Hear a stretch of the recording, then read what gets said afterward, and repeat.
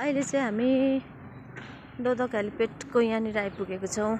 आज चाहिँ फेरि हामीले चाहिँ 2-3 दिन ग्याप भयो अनि त्यहाँदेखि फेरि अब आज चाहिँ हामी के गरिरहेछ भन्दाखेरि गयो दिन राम्रो भइरहेछ नि त। आज चाहिँ अस्ति 3-4 दिन चाहिँ पानी परेर बिस्वाद भयो, घरमै एक्सर्साइज गर्यो।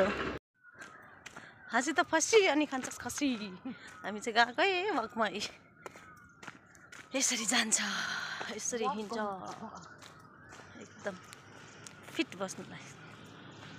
अहिले चाहिँ हामी फर्किँदैछौँ।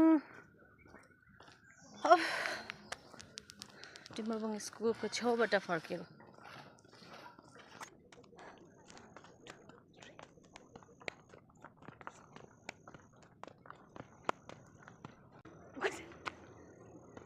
टच गर्नुपर्छ।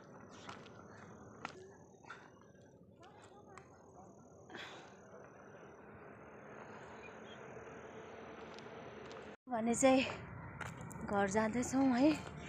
मजा पनि आयो, थाक्यो पनि।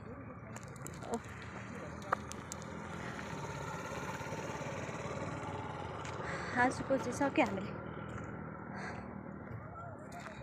आज चाहिँ दिउँसै मतलब अब रात परेको छैन, नभए चाहिँ रात पर्दा मात्रै फर्किन्थ्यो नि त। पुरा हेलिप्याडमा मान्छेहरू आयो नि त, यसरी गाडी सिक्ने, स्कुटी सिक्ने होइन। अन्त हामीले उहाँहरूलाई छोडिदिएको। अब हाम्रो टाइम सक्यो, अन्त हामी गएको घर।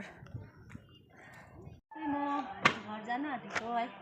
डिप्टिन्सको घरबाट चाहिँ स्कुटी यहाँ राख्छु, अनि त्यहाँदेखि अब चाहिँ म घर जान आँटेको।